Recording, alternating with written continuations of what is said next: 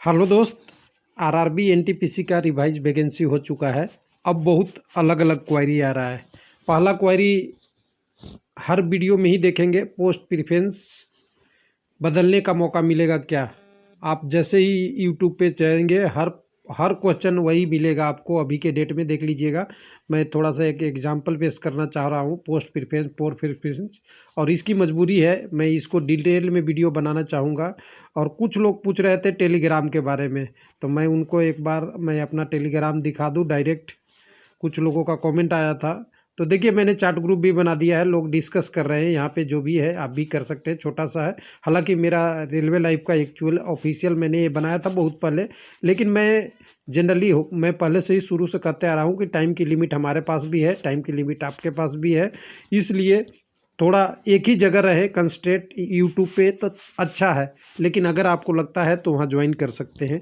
लेकिन यहाँ 2-3 प्रश्न की आज बात करते हैं। तो पहला पोस्ट प्रेफरेंस का चेंज, तो आपने नोटिस पढ़ा होगा। पहले वेबसाइट पे चलेंगे, रिवाइज वैकेंसी कहाँ आया, एक एक करके सारे चीज़ों को डिस्कस करते चलेंगे। तो मैं ये भी हटा देता हूँ, पहले वेबसाइट पे आते हैं। तो अभी तिरुवनंतपुरम पे ही एक दिखा रहा है, बाकी पे अभी शायद अपडेट हो रहा होगा। तो यहाँ पे वैकेंसी एक सर्विसमैन और पीडब्ल्यूडी का हुआ। तो ये सीधा सी बात है, किसी का रिवीजन होता है तो किसी का अंतर पड़ता है। तो 200 प्लस वैकेंसी इसमें चला गया है।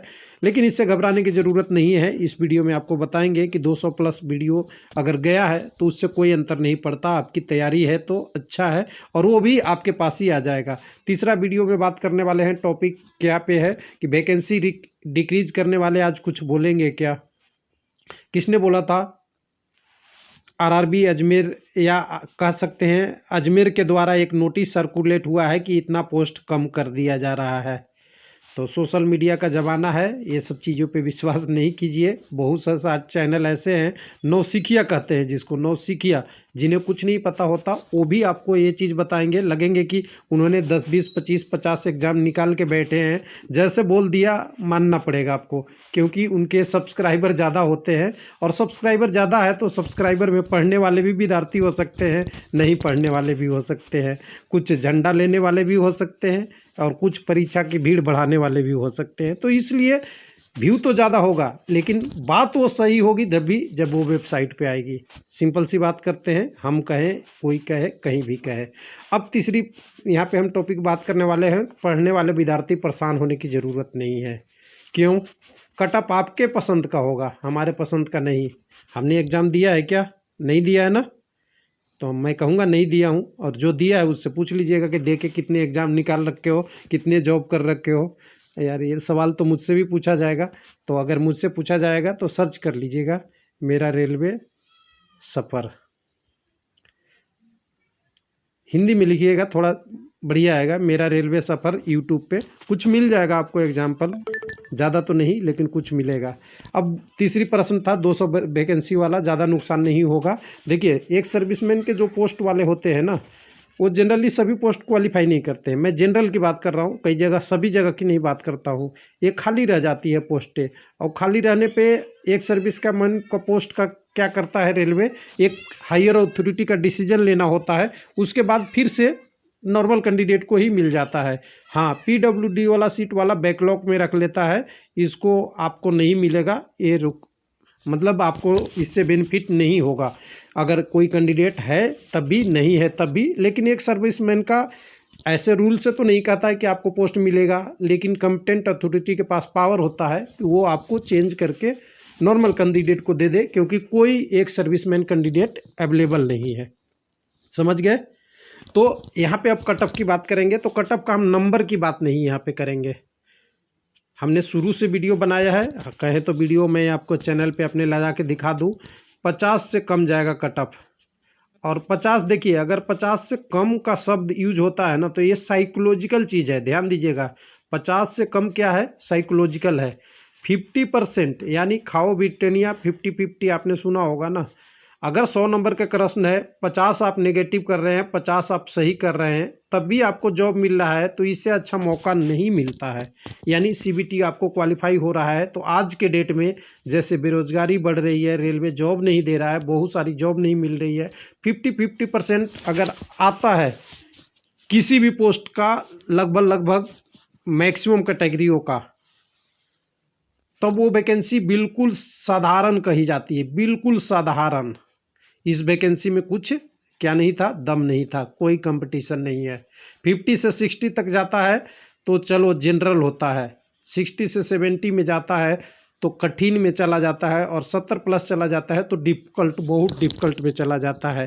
तो ये सारा आपकी पसंद की चॉइस थी। क्या चॉइस थी, मैं एक बार और लिख दूँ, 50 से कम एक भी पोस्ट का आ गया तो आपकी पसंद की वैकेंसी है।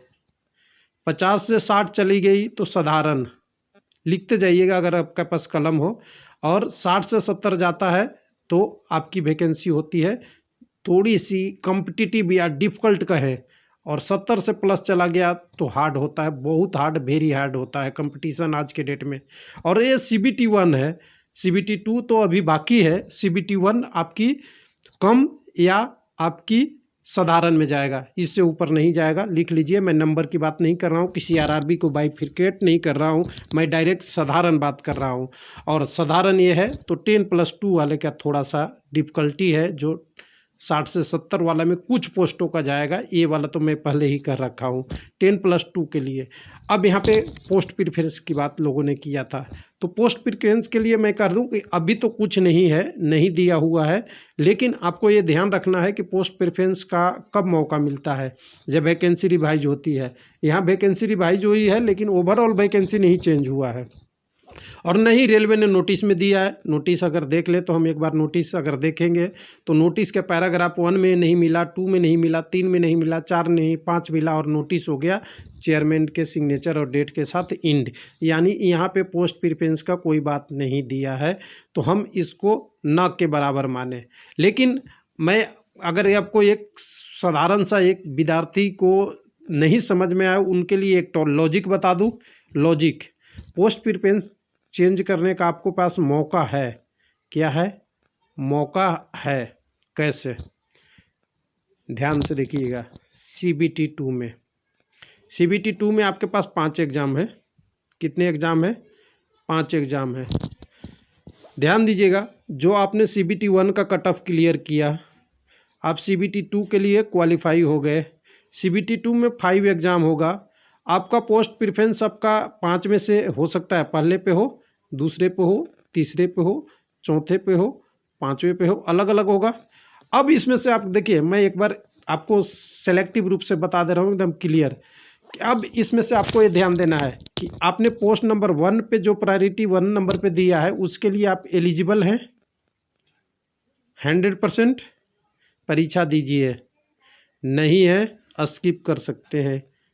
और हालांकि इसके लिए अभी क्या करना पड़ेगा, अभी CBT 1 का इंस्ट्रक्शन या CBT 2 परीक्षा का इंस्ट्रक्शन आने दीजिए कि कैसे होगा परीक्षा, उसको इंतज़ार करना पड़ेगा। लेकिन मैं अपना एनालिसिस बता रहा हूँ कि अगर फर्स्ट का आपका एलिजिबल है तो परीक्षा में जाएं, नहीं तो स्किप कीजिए। अपने आप पोस्ट प्रायोरिटी आपका चेंज हो गया, बिना परीक्षा दिए आपका रिजल्ट तो आएगा नहीं, ये तो कोई नहीं कह सकता, बाबा भी नहीं दिला सकते, और पेपर कटिंग तो दिलाएंगे ही नहीं, पेपर कटिंग तो ऐसे ही है, बाबा भी आपको नहीं दिला सकते। अब दूसरी बात हो गई कि फर्स्ट का आपने क्या कर दिया, स्किप कर दिया। दूसरा का देखिए, आप एलिजिबल हैं तो यस में जाइए, नहीं है तो नो जाइए। इसी तरह आपके पास 5 एग्जाम है, 3 में, 4 में, 5 में, पांचों ऑप्शन पे आप देख लीजिएगा सबसे ज़्यादा एलिजिबल आप किस पे हैं और आपको क्या भरोसा है, आपका तैयारी क्या कह रहा है। ये पांचों पोस्ट में से अगर एक परीक्षा दे के आप एग्ज़ाम क्लियर कर लेंगे तो आपके लिए पोस्ट प्रेफरेंस चाहिए हो जाएगी। लेकिन आप सोचते हैं कि पांचों के पांचों एग्ज़ाम भी दें और हमारा पोस्ट प्रेफरेंस चेंज हो, तब इस तरीका ये फेल है। ये तरीका क्या है, फेल है। मैं आपकी दिल की बात बता रहा हूँ, आप रिस्क नहीं लेना चाहेंगे, आप चाहेंगे कि सारा का सारा पेपर दूँ, लेकिन ऐसा होता नहीं है कि आप रिस्क भी न लें और सरकारी नौकरी भी करें। ये भी बहुत दिक्कत है। सरकारी नौकरी करना है तो आपको मेहनत से रिस्क लेना पड़ेगा। रिस्क तो ज़रूरी है क्योंकि कंपटीशन है, हर व्यक्ति यही चाहता है कि मुझे भी नौकरी मिले, और नौकरी उसी को मिलता है जो सबसे कुशल होता है। क्या होता है, कुशल होता है। तो कुछ लोग कहेंगे पढ़ने में, नहीं, पढ़ने में तो चाहिए ही चाहिए, इसके अलावा भी फर्स्ट दूसरा कंडीशन भाग्य में भी, और तीसरा कंडीशन अपनी डिसीजन लेने में।